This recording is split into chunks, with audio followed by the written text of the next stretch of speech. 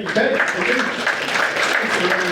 Thanks for coming out on a Sunday morning, and hopefully that people aren't too hungover from the Wollongong Bolo event yesterday as well, which I heard was quite a show. So my name's John. I'll be taking you through an update on the Electrify 2515 pilot. We'll also be joined by James as well. We've also got Douglas Chapman from Brighte as well, who's our partner within the pilot. So we'll be telling you what we've done and what to expect next as well.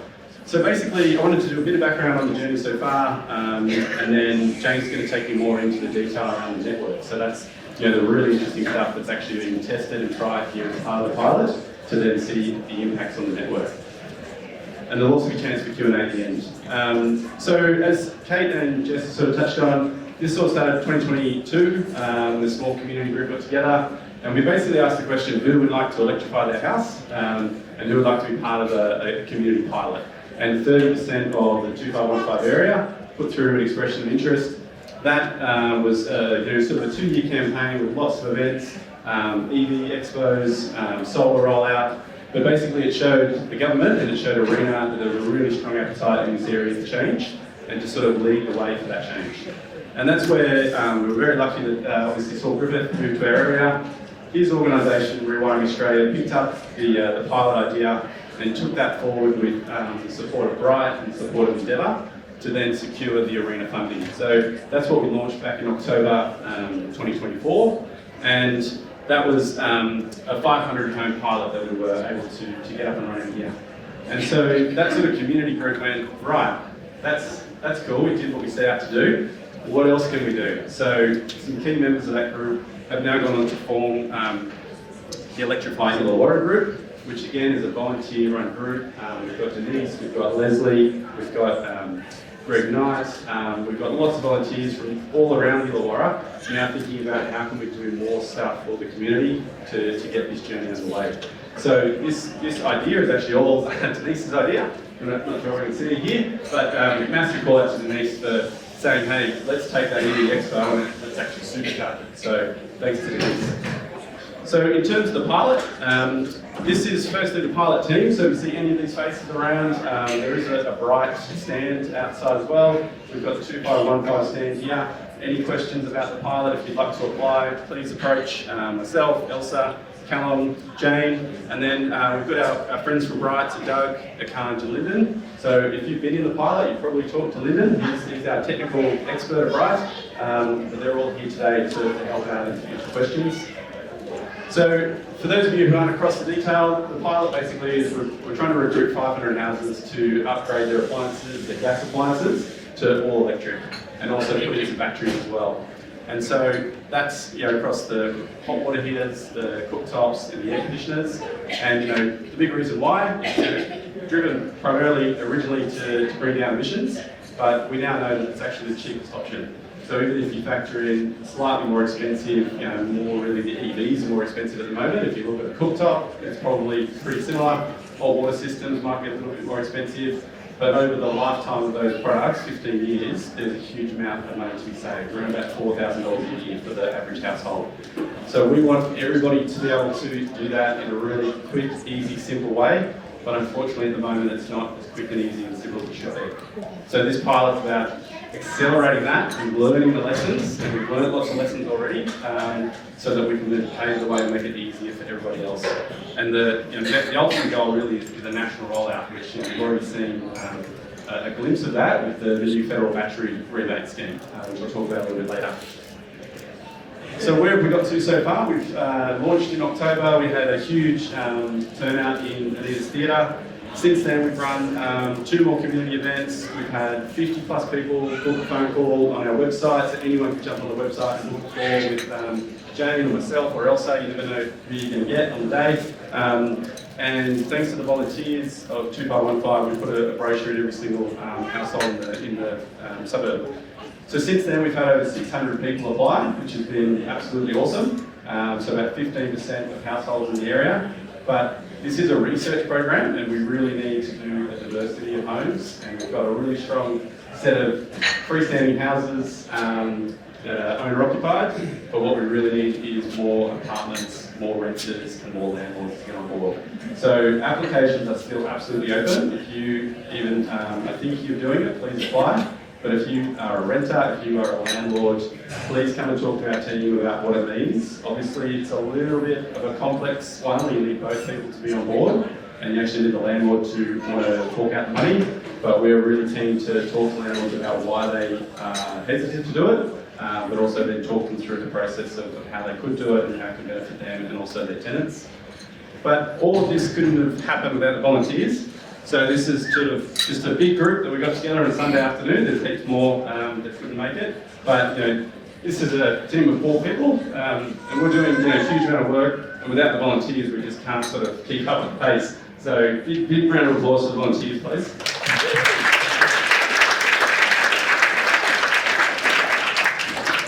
And so we launched in February, put out the offers, and so the last 5 months have been pretty chaotic, but we've got to 60 homes now participating in the pilot. So these are just some of the households have now gone all electric. So basically the first 10 homes were already electric, and we tried out the home energy management system. So that's the device that looks at all of your energy usage and lets you control some of your devices.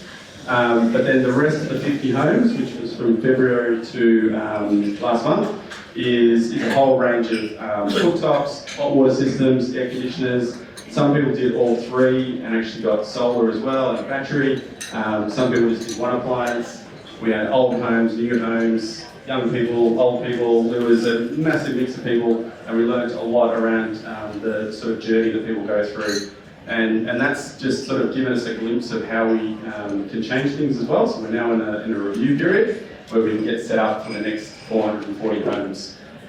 So, I'll just touch on batteries too. So obviously we had 3 batteries put in the first 60 homes. When we designed our subsidies, there was no federal battery scheme. The state one had just been announced. And so we actually offered out about 15 people to take a battery with our pilot subsidies. And we actually ended up having 3 people accept it. A little bit of that was because there was a state, the federal election, there was the federal battery rebate announced, so some people decided to wait, which was a smart move, because now everybody gets more than what we could ever offer. So we are looking with Arena around whether we should offer battery subsidies moving forward.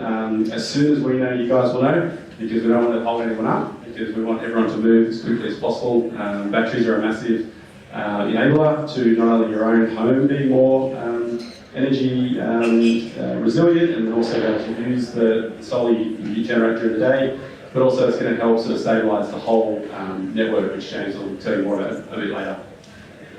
And then in terms of what we've learned, so I won't go through this one in too much detail, but Callum, our research manager, is collecting all of the data, whether it be through surveys, through the Brighte platforms, all of the quotes, all of the processes that you go through to get a quote and to do the installation is captured in the Brighte platform. And so that's enabling our research on the households. So how do we get people motivated? How do we get people through the journey to get to a fully electric home? We're looking at the industry arena, so we're working with a lot of tradies. We've got 13 tradies already joined the program, and so they are really keen to learn around how they can change their businesses as well to support the transition. The market optimization, so that's really the network and what James and Endeavour are looking at. And then further to that is sort of the market optimization is also the retail plans. So we are talking to energy retailers about what they could be doing to make things simpler. I know I still struggle to work out whether I'm on the best plan or not, so there's definitely a huge amount of work to be done there. And then James will talk you through the grid and how we're actually investing, or what should we be investing in the grid to make this all work better. But the early learning so far has sort of gone right back to 2022, which is how do you motivate and educate people to make this change. And we really saw that the number one reason was to reduce their emissions or to have an impact on climate. And then the other key motivation was cost of living. So as we said at the top, Rewiring Australia and Saul have done a complete recut of all the data they did in 2021. They've done it now with 2025 numbers, and we've hit that, what we're calling the tipping point. So it's now a financially better decision to go all electric than it is to go with gas or fossil fuel. So part of that kind of your solution is what we're doing today. It's educating amongst your friends, amongst your family, your neighbours, and electrifying as a community, which I think is one of the biggest ways we can actually overcome the motivation and education barriers. Secondly is once you've decided to do it, it actually can be very, very confusing. So there's lots of information out there, there's lots of options, especially when it comes to things that you don't think about all the time, like a hot water system. I've owned a house on and off for maybe 10 years. I've never bought a hot water system. I'm now trying to buy one. And a lot of the information out there is at the technical level. So even the brochures you get from the manufacturer are written for a trade. They're not written for somebody who's never bought a hot water system. So we're going to try and overcome some of those barriers through more support from at the local level. So more of that human interaction, which we saw a lot of in the first 60. We actually didn't think we would need to chat to people or sit down at the kitchen table and talk people through their decision. But there was a real need for it. We want to do that because it's actually something that we can learn from and can accelerate the research as well. And then finally, one of the biggest learnings was cooktops are really hard. So there's sort of a natural time when you do a cooktop, when you build a kitchen for the first time or when you renovate. And what we've asked people to do is actually a cooktop when it's just out of the blue, it's a retrofit, and then there's all these barriers that come up around stone bench cutting and running cables and wiring and sourcing the cooktop and getting the best deal. And there's been a lot of learnings around how we could do that better for the main rollout. And one of the key things we want to build within the Brighte platform is that triage process. So what are all the things up front we can learn to then get ahead of all the problems or all the challenges we might face with the cooktop. So that's just some of the insights. As I said, we're in our review period.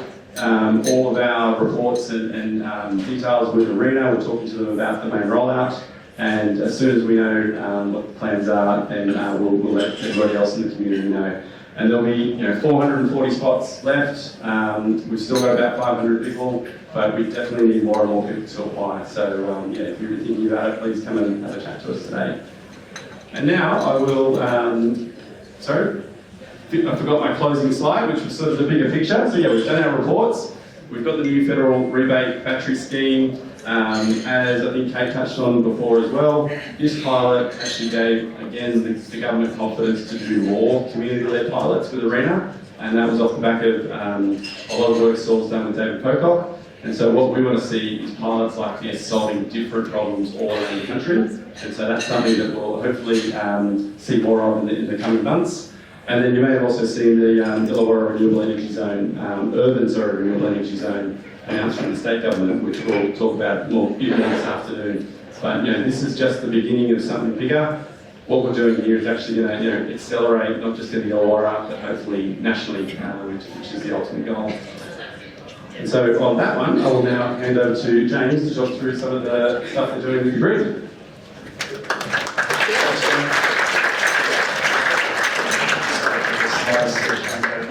But it's lovely to be here this morning, and thanks everyone for coming out on a Sunday morning. It's this sort of engagement and participation that we really need to make this energy transition successful. And while you guys are probably further along a little bit than a lot of the communities in our area, we know it's really important. And there's a lot of communities talking to us about what they can do to help in the transition and decarbonisation. So I'm going to talk to 3 questions today to help the community. One is, who's Endeavour Energy, for those that don't know. 2 is how we're involved in the pilot, and 3, how is this going to impact the network, which is a question we actually get a lot, and it's not just about this community, it's about what's going to happen as more things electrify and more solar things come on the grid too. So I'm going to give you a bit of a show you all the working of what we're doing in this area, and have some time for questions at the end too. So Jess gave us the acknowledgement of country. I'd like to also acknowledge that we're in Dharawal country today. It's also very helpful to talk about our network area in terms of the lands which we touch. So our head office is in Parramatta on Dharawal country, and actually the largest urban Indigenous population anywhere in Australia is in Western Sydney. We go all the way up to Kandos in Wiradjuri country, across the Southern Highlands to the Gundagara, and then all the way down to Ewan. Our furthest point of connection to the network is Kyola and Borley Point, which we've been involved in other programs too, but that just gives you an idea of what our network area covers and the Indigenous connections.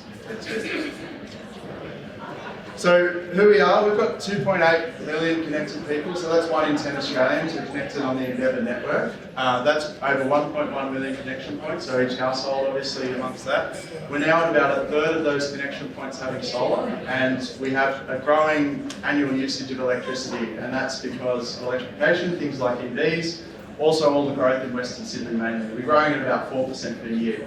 We're also starting to measure that in terms of not just consumption, so what people use the grid for to consume energy, but also about what they're generating. Because at the end of the day, this network is a socialised asset for which people choosing different ways to use it, and that's what the whole energy transition has been about. It's been about decentralised generation. The customers have chosen to invest their own money, put solar on the roof, and get that energy back into the grid as well. So these are just some headline numbers. In the context of electrification, a lot of our area overlaps with the gem and the gas network as well. And so it's really important for us to think about these communities that are using both gas and electricity. And if by 2050 we're going to be net zero, that means that especially residential gas use will be drying up. And so we need to be planning the network appropriately to make sure that that primary energy use moves over in a way that's safe, efficient and cost effective as well. And we'll talk a little bit more about what that means. Sorry. Yeah. I thought I was shouting a bit, that's much easier. Alright, so we've been involved since 2022. I think we first had a chat with Sol about doing something in this community and what our role could be as well, because it's really important that we look at the impacts of electrification on the distribution network. So we're involved in a few different things. Firstly, we've been getting better visibility of our network through purchasing smart meter data. It's one of the peculiarities of the energy industry is that we as the distribution network don't actually get visibility of what the smart meter data is showing. So we're buying real-time smart meter data that tells us additional things like voltages and power factors at connection points. And that's really an uplift for us to get better visibility of the network and understand what's happening at the customer's level. We're also installing transformer monitors. So the image at the top right there is the little grey box is a new thing that we're adding to the network to get better visibility of the gaps in our network and what we understand. We've got about 220 of those transformers in our network. We're not going to monitor all of them, but we're going to have a huge uplift. We've got about 15 of these monitors on the network at the moment. By the end of the program, we'll have 95. So it was a big upstep in looking at this network closely. We're building analytical platforms, so what we do with all that data is we then pull it back into our systems to look at how that's changing and look at where problems might arise and how we're going to make differences in load use actually result in different network outcomes. And we also detect different customer energy resources or batteries, EVs, through those analytical platforms. So once we have the smart meter data, we can actually find out things about our network that we didn't know before, about what customers are connected. Finally, or not finally, but in the middle there as well is hosting capacity analysis. So we look at how much renewable energy can actually be supported within the distribution network, and that's an increasingly common thing to be looking at now because so much more renewable energy generation is coming out of the distribution network and feeding up into the transmission system too. Once we've got the data and we've looked at the model in details, we can then look at fixing some of the problems. We might get problems because we just didn't have the visibility before, so we're looking at finding where those problems are. And then we might get problems because of things that come up with electrification. But these are all manageable, and we deal with this in a bit of a hierarchy of what's lowest cost to what's more expensive. Like we start with the cheapest solutions first, and then we work through. So some of the cheap solutions might be, if you've got high voltage due to a lot of solar on a particular network, we can go out to those transformers and change the settings, a bit of tuning, and that's called tap changing. So we basically change the taps on those transformers. That's a very low cost solution to solve some of the issues of solar. We can then do phase balancing, so we run a 3-phase network through the community, but customers are generally connected at single phase, so they're just on one of those. And we can look at how we balance those across different parts of the network. It's not particularly organised. You might end up with all the customers with solar in one street are all in the same phase. That's just the nature of how these systems are developed and customers choosing to install randomly. But we can do stuff now to balance that and make better use of the network that way. Then we move into some more sophisticated stuff that takes a bit more investment. We have a dynamic voltage management system. That's just a way of saying that we're changing in real time the voltage settings further up the network in response to the voltage that's happening down at the customer side. So improving the power quality and tuning the network in real time. And these are the parts of the the ARENA program that we've got involved, but are only if we actually need them. Investing in new things like static compensators, which fix voltage issues, and investing in batteries. But these are only required. I think one of the things that we're really trying to prove in this program is that we're not going to make network investments that aren't necessary. We're really about trying to make sure that those network costs are optimal for the electrification journey. John mentioned this as well.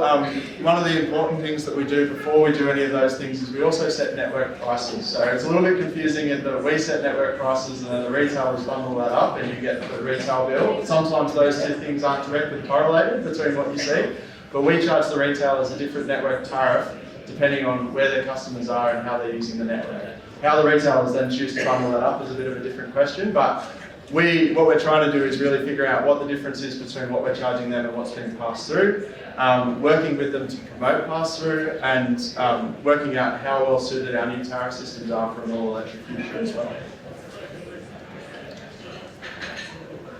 Okay, now a bit of a deep dive in the local suburb here too. So I thought this would be helpful for people that don't know much about the electricity system. You might have been past the zone substation before, but the area of 2515 is actually fed by two zone substations, so two of those big buildings with transformers that step down from 33 kV network for distribution locally. So the one at Buchelin is located just north of the Greyhound track, and the one at Wombara is up on the escarpment, that little road that runs along the escarpment at the top. And they service both the south part and the north part of the suburb. They also service communities further south and communities further north. If you know the handover point is where Bread and Espresso is on Lawrence Hargraves Drive, that's the difference between going from electricity that comes from Buchelin and electricity that comes from Wombara. Here we also see all of the different distribution transformers and their relative voltage settings at the moment. So this is using an analytics platform from a local company, GridSite, and this is just helping us understand what the network conditions are at based on some of the smart meter data. Both Buchelin and Wombara zone substations, so Buchelin is on the left and Wombara. I'll just talk through what these graphs are because you might not have seen this before, but for those who've been following in the industry, we call this a duck curve. On the x-axis there is the hour of the day, so this is a typical average day across the whole year, and on the y-axis is how much loading is in the community. So each one of those lines represents a different year. At the top there in green is 2018, and then you work through the years down to the purple in 2023, and what we see in both communities is a very common phenomenon now across the distribution networks. We call it a duck curve because more and more solar is being generated in the middle of the day, and that's creating this real hollowing out, and in some instances in Buchelin you can get as low as -2 megawatts, so the whole suburb is actually generating more electricity than they're consuming. Wombara, it's not quite so big, but a smaller duck curve developing there as well. Wombara's got a different configuration in terms of its transformer settings. It's got two 5 MVA transformers. So this is only going up to 4 at the moment in terms of an average load. And on the left-hand side, Buchelin has actually got two 15 MVA transformers, so it can go up to 30 megawatts of load. So a lot of capacity there, but I'm only talking about averages. I'll explain that a little bit in a minute. But this is quite useful for us to think about what's going to happen in the future because this is what's been happening the last 5 years.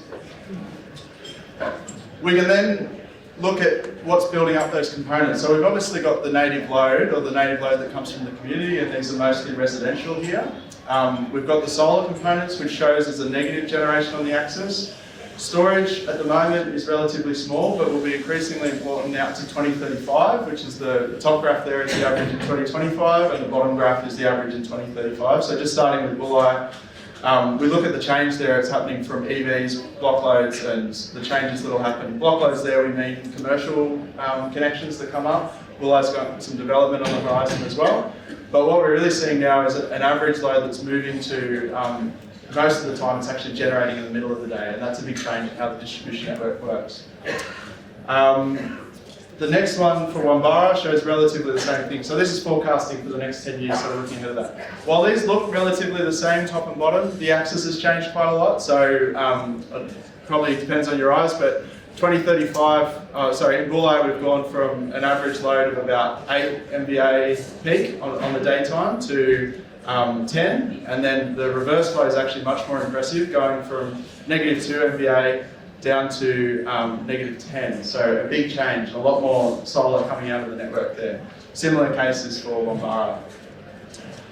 But as I said, We don't plan on the average, so that's the average there on the left showing the load going up to 8 down to -2. The maximum at the moment goes up to 12, 13 in Buchelin this year, was the maximum. The maximum actually happens about this time of year, June, middle of June. The cold weather, people coming, especially on a Friday afternoon, people arriving in a cold house, whether it's their holiday house or their actual house, putting all the heaters on at once, and it peaks at about 5:30. We also have peaks of minimum demand as well. So at the moment, that's about -6 megawatts going back the other way.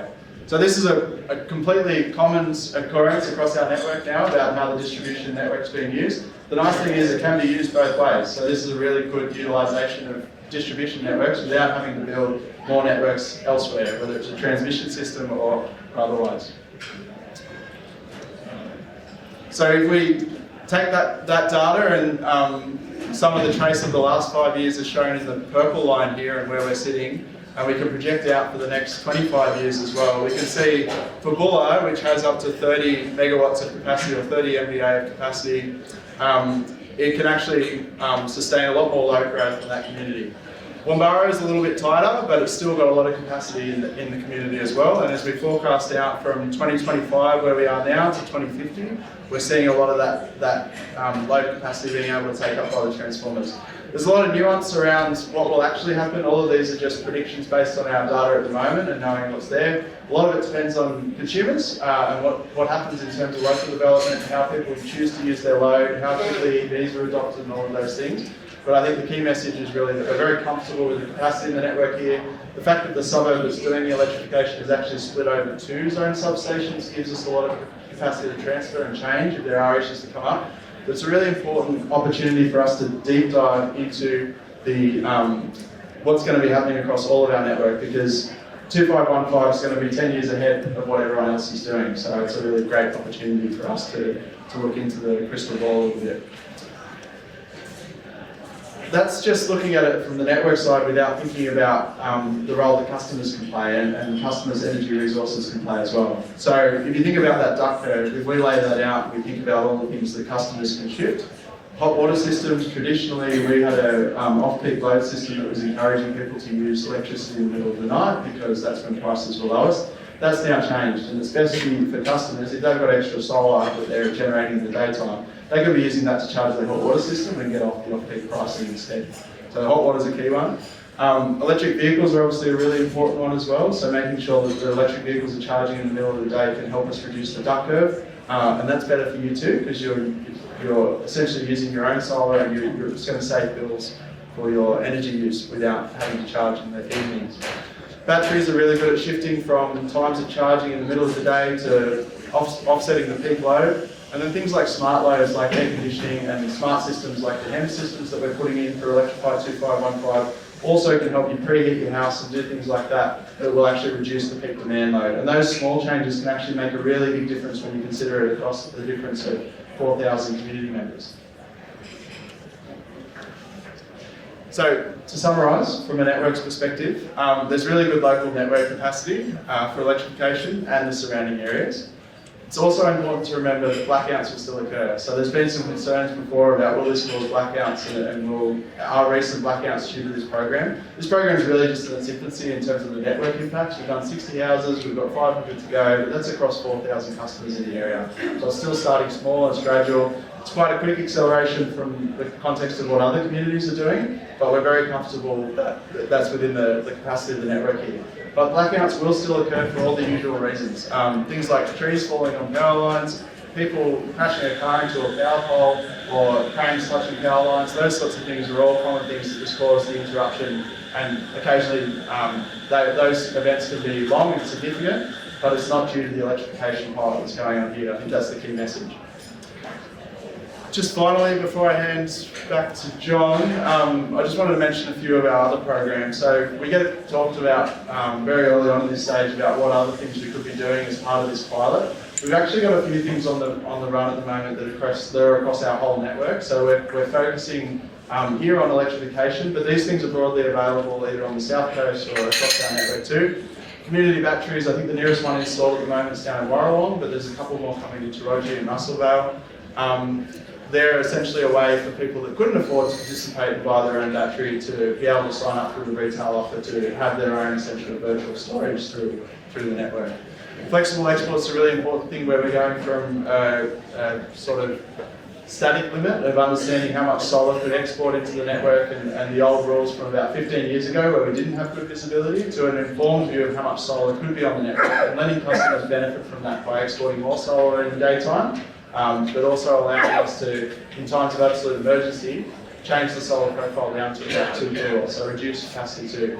We'll talk a little bit more about that later. If you see anyone in high bids, that's Endeavour Energy, so come talk to us about those programs. Off-Peak Plus has been working with retailers to automatically shift that hot water load from the evenings into the daytime. That's beneficial for the market, the retailer, and for customers.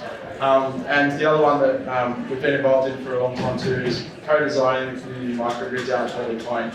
And that involved a grid-scale battery, virtual power plant with the community, but was very much more resilience focused. So the issues of power, how the power at the very end of our network could be better serviced and work with the community with their own investments to better integrate them in how we plan the network too.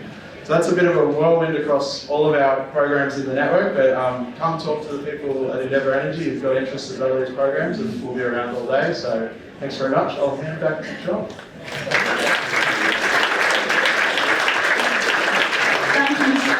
That was Brighte Hazelton, and he is the acting head of Future Networks and Markets at Endeavour Energy, based here in Wollongong. And as you can see, this incredible live action research taking place in this community. And look at you, all of these incredible energy nerds out and about on a Sunday morning. It's fantastic to see so many people here. 400 locals have said yes to coming along to today's event. And we are just so grateful to all of the volunteers who have been putting on this event. Now we've got about 15 minutes worth of questions, which we are just about to step into. So if I can introduce up to the stage, and we're going to get Doug Chapman from Brighte, who's just going to say hello. He's the third person here to answer your questions. But Doug is the head of marketing for Brighte, who are providing the platform for the pilot and the network of tradies who are participating. They also take care of the pilot subsidies and offer finance for people wanting to say yes to electrification solutions for their home. So Doug, lovely to have you up on the stage, and I also have got John. You take a seat, Doug. Yes, and Professor James Hamilton. So I'm going to get you to just do a quick little introduction of you and your role here, and then Caitlin and I will be running around the room. We've got time for about 3 or 4 questions before we step into what will be the launch of Saul's book. So if anybody is up at back and struggling to hear, please use this opportunity to kind of fill in some of the seats before we step into a good chat about Saul's new book. So over to you first up. Thank you. As you heard from James, the pilot is quite complicated just from a technical end, but also from an administrative end and dealing with government through ARENA and making sure that they're getting the level of information that they want and the support that they need to be able to verify the program.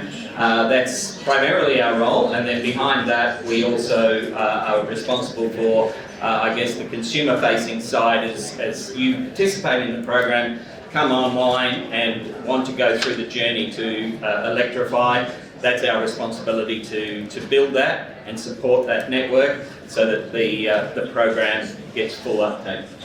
Fantastic. Thank you very much and welcome up here. So now the chance over to you to be able to fill in the gaps, any of your curiosities, concerns, things that have been sparked by the presentation so far this morning and the update on the pilot project. So who can kick us off with some questions, and please let me know who you'd like to direct it towards. Any questions from the audience? Yes, please. We're going to dive down there.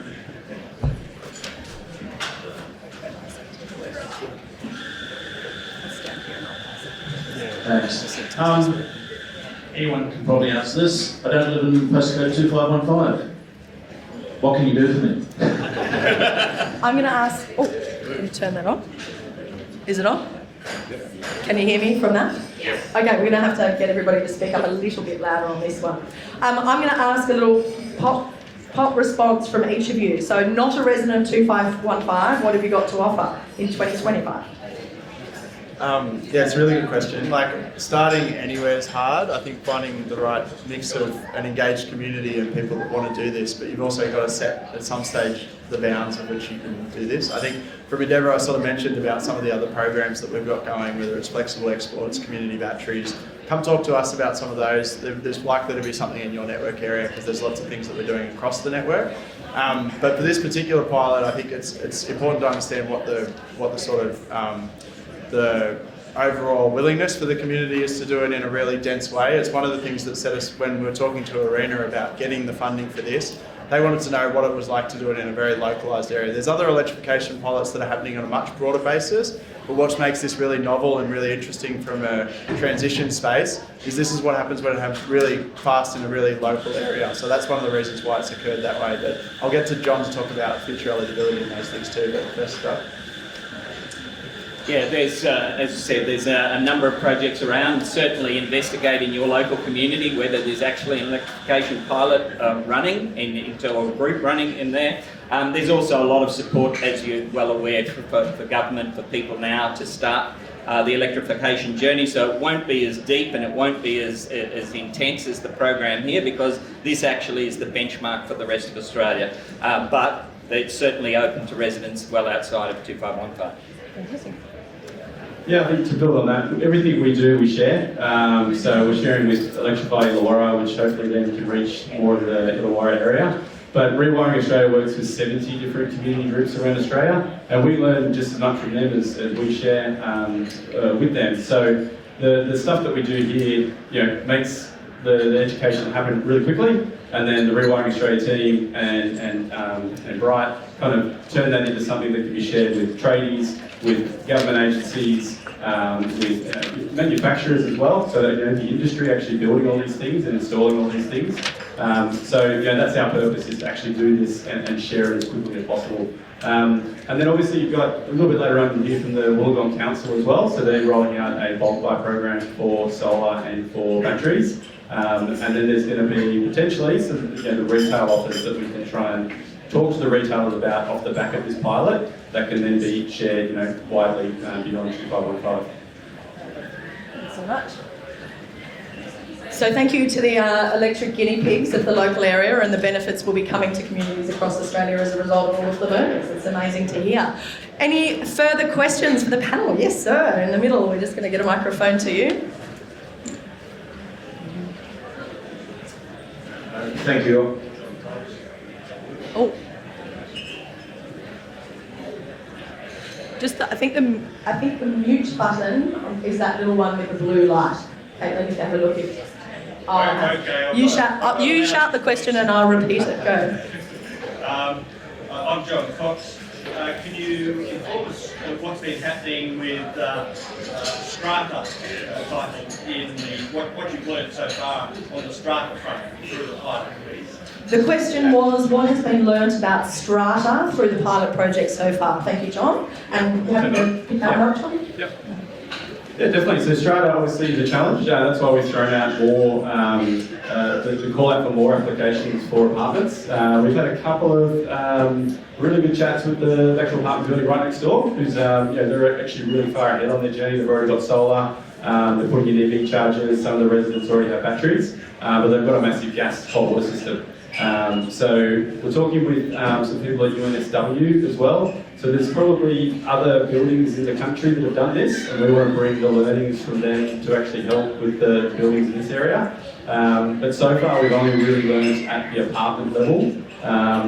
We've had a couple of other chats with sort of heads of strata committees around the challenges they see in just getting people on board within the building, because then any kind of major works you do, the building is going to have a special levy, and that's going to actually be a big sort of campaign of getting everybody to support it.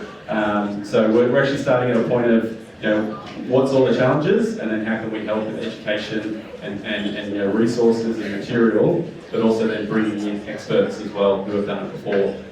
But we'll learn a lot more about that in the main rollout. Doug, have you got anything you can add for people in the strata situation? There are a number. There are a number of companies that do specialise in that, so if you're in strata, come by and see me afterwards. I'm happy to point you to a number of companies that specialise in helping strata owners and managers get into electrification. That's fantastic. More questions from the floor for our panel before we kick off into Saul's book launch. Question, yes, sir. The fourth row back there. Hi, yeah. My question is on the virtual power plants, VPPs. The reason for asking that is the rebate from 1st of July changes in terms of battery subsidies. So for those that already own a battery or are planning to own a battery, what's the upsides and the downsides of being part of the VPP? And is it in fact mandatory as part of the government rebate system? Very good question. Who feels most drawn to answer? You, John? Talk to that. Yep, go for it. Yeah, so if you check out Rewiring Australia website, our CEO Francis just wrote a really good overview of this. So yeah, you're right. With the federal rebate coming in, the state government decided to remove their discount, but increase the cashback if you join a virtual power plant. I think it's in the order of $500 to $1,200, or $15 depending on the size of your battery. So for the state part, it is mandatory. For the federal part, it is not. So you can still get your up to 30% off the battery, regardless of joining the VPP. So yeah, virtual power plant. Basically, it's like, Francis's analogy is if you have a battery and you keep it all for yourself, it's like having your money in a savings account. So it's safe, it's secure, it can't be moved around. If you join a virtual power plant, depending on which plan you join, you will basically allow some of your battery to be controlled by your retailer to then step in when the market and when the electricity network needs it, and you'll get paid and compensated for that. So, Amber Electric is probably the most competitive one out there because it gives you full control. You can say, play with 40% of a battery, or play with 20%, whatever you want to do. So that's probably the biggest call out, is to look at the different plans and how much control you have. But it is a way to make more money back on your battery. That said, I would not count on it paying off your battery. There is some crazy prices at the moment because we have so many peaks and troughs. The idea of more batteries and the idea of what Endeavour's doing is to flatten all of that out. So those massive price spikes will get lower, but it is a way to get a bit more of a return on investment for your program, for your battery. Within our program, within our pilot, we want to research that. So we want to research the virtual power plants, but nothing's mandatory. So if you join our pilot and you get a battery and you electrify your home, we would love to know what's going on and what your sort of experience is. But there's nothing mandatory about that. It's one of the best uses of AI is to put the contract in from the various providers from VPP and get it to simplify that for you and point out the pros and cons of the individual contracts so that you can make an informed decision, because it's very, very difficult to understand the complexity of sometimes 10 or 12 page contracts, but definitely a worthwhile exercise. I'll just jump in from a network perspective too. So if you take the bookend of people just having batteries for their own usage, then that's obviously good. It helps with our peak demand and it helps soak up the solar as well. The market participation side, so your retailers using and dispatching your battery, we've looked at that, and about 97% of the time what they do with your battery is about what we'd want them to do anyway. There's a few times due to market volatility that they might do things that are different, but it's within tolerances and diversity of all the things that we manage anyway. But it's a bit like car next door. You're essentially giving somebody else use your battery, and your battery has a certain amount of throughput over its lifetime. So that's the other trade-off I've just flagged there as well, is that your battery lifetime might be a little bit different if you use it yourself versus if you give somebody else control over that. Not that that's not managed by the warranties and those sorts of things, but that's the trade-off. Is everybody still there? It's a complex world which we're navigating with so many opportunities and some seriously dense things to consider in the midst of it all. We've got time for another few questions. Has somebody from the back of the room? So we'll come to that question in a second. I'm going to sneak in with one cheeky one. As a small business owner in the local area who would really love to reduce the ever-increasing car bills for my own business, for bricks and mortar small business, what are the best paths to electrify if you don't own your own premises? Can I start? Will you jump in first? Yeah, I'm happy to. Yeah, it's that challenge of who owns the building versus who's renting it. I think one of the things about businesses and commercial, it actually makes so much sense for them to have solar because they're working in the middle of the day usually, and that's the time. Some of the reasons why the duct curves develops is because people aren't home to use that load, so we're very encouraging of commercial businesses putting that on. There's some different models like Sun Tenants and others that actually have an incentive sharing scheme where you pay more rent up front and the owner puts the solar on your roof. So those are things to explore, but I'll pass over to the others to see if there's other ones. Yeah, the great thing is that at a federal level and to most state governments support commercial electrification, so solar programs, battery, refrigeration and other programs. So there's a lot of support for it, but it's challenging to start, but I would start by finding out what's available and then start the journey. Excellent. And for 2515 and Electrify, are there any chances of small business being involved? Unfortunately not. We're pretty full up with households, but I think the biggest thing a small business can do, firstly, get off gas, which is obviously dependent on your landlord, but something that might be in your control is put an EV charger in. So if you have a car spot, just don't think of the big crazy 300 kilowatt ones. Put in what they call a destination charger. 7 kilowatts, it soaks up that solar during the day. We'd love to see every business that has a car park in 2x15 with a little sign that says free electricity, come and park in here and buy all my stuff. So that's one of the best things that a small business owner can do. That's wonderful. Okay, we're going to jump down the back for the questions, sir.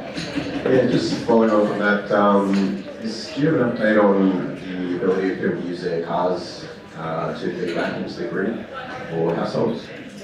So this is the coming revolution, really, when people's car batteries become part of the battery storage network. So do you want to start from Endeavour's point of view? Yeah, it's a really exciting promise because your battery in your car is about 6 or 7 times bigger than the battery that you put in if it's a residential battery at home. So there's a lot of potential for that. From a network perspective, there's standards that we have for the inverters that connect to our network, and it's the history of that has been that a lot of the cars haven't actually got accredited to that standard, but we're finding a pathway through that now. We can make exceptions for certain partners that we're working with, so we're looking at retail offers now with a couple of the big retailers to make sure that this is more accessible to customers. But it's also about making sure that the cars are actually have that technology available to do it and it's accredited and safe. What we don't want from a network perspective is like technology that's going to create issues or power quality problems for your neighbours by doing that. But we're very comfortable that these things will need to get onto the network, so we're trying to streamline that as fast as possible to get that working. Can I put you on the spot and say, can you name those retailers? Which ones are the ones that are top of the queue? They've approached us, I would say all of them have approached us. The ones that we're working with actively now are AGL and Amber. Excellent, thank you. So, car batteries, how are they going to fit into the picture? So, cut me off because I will talk all day about this. As my neighbour Greg knows, every time we come to the street we're talking about this. So, firstly, you've got to have the charger, the bi-directional charger. There's only 2 on the market at the moment. We are talking to the manufacturers to bring that, that equipment here to try the pilot. You do need to pay for that. There's no subsidies for it, unfortunately. But then obviously some of the cars have the gear on board, but they can't tell you they've got it because they haven't got the regulations in place and the software in place to actually allow it yet. So if you're thinking of buying an EV, do ask the question directly. It will also signal to the manufacturers that they need to sort themselves out and actually work out what their plan is, because they still need to work out what the plan is with the warranties as well. So, if you've got a brand new car, the last thing you want to do is plug in something and do something to it that's going to void the warranty. So, warranty is the first thing to look at from the car you're buying, but then, look out for the new bi-directional chargers. If you think you're getting an EV charger right now, just maybe hold fire, because I think there's a lot of changes going to come in this few months. Okay, I think we've got one more question from the floor, and then I'm going to ask each of our panellists to leave us with a top tip or a big opportunity for the next 12 months for everybody here. So what you would leave, if everyone was going to take one thing away, as in a tip or an opportunity for the year ahead, that'll be our last moment. But is there one more question from the floor that we can fit into this session this morning? All good? Okay, over to you guys. I might get the other microphone back if that's okay. So for the audience here this morning, one tip or opportunity for the year 2025 on their electrification journey. Yeah, sure. So I think it's really about hot water systems and cars. So they're the biggest energy users in your life, and so we'll talk more about that. But yeah, just moving that hot water system, if it's on gas to electric, and then when it's electric to the middle of the day, so we can soak up all that excess solar. And if you haven't got solar, find an energy plan that will offer free electricity during the day. That's the best thing you can do. And once you've done that, the next best opportunity is with the what are incredibly generous grants supporting batteries. Definitely investigate battery and investigate it early because the subsidy deteriorates over time. But if you think of Australia has 4 million plus homes with solar on, it's the highest penetration of solar in the world. If only a quarter of that group put batteries on, it would solve immense problems in the grid Australia-wide. So. Both good points. We often talk about the first fuel being efficiency, and I think that's one thing that while it's less sexy than buying new things and installing them in your house, like making sure that you're also, in all of these considerations, thinking about what you can do to make your household more efficient, whether it's sealing for drafts, getting rooftop insulation. These are some of the things you can do yourself. It can actually make a really big difference in your bill impact. While I mentioned bill impact, the other thing to mention is to just consider the retail plans that you're on. Go onto energymadeeasy.gov.au. There is actually a lot of diversity in what the retail offers now, and they're constantly ratcheting up. So it's important you go back every year and look at your bill and provide that sort of view of what your energy usage is now, and make sure you're on the best difference. We've had our own staff, people that have been in the electricity industry, do that for the first time in 15 years and realise they can save $1,000, $2,000 a year just by changing their plan. So it's not something that we actively want to engage in, but it's a really important thing for keeping bills down. Thank you. I did that Energy Made Easy investigation for my own businesses recently and discovered exactly that. So seriously recommend a very quick process and a very easy tool to make sure you're getting the best deal. Because the reality is that this electrification of everything for everybody is here to save your purse, it's here to save the planet, and it's here because it's really good for people. And this community is right at the very forefront, and what a privilege it is to have such incredible national expertise here working on this pilot project in this community. So the three major partners, Electrify, 2515, to Brighte and to Endeavour Energy, to our three panellists, let's give them a huge round of applause this morning.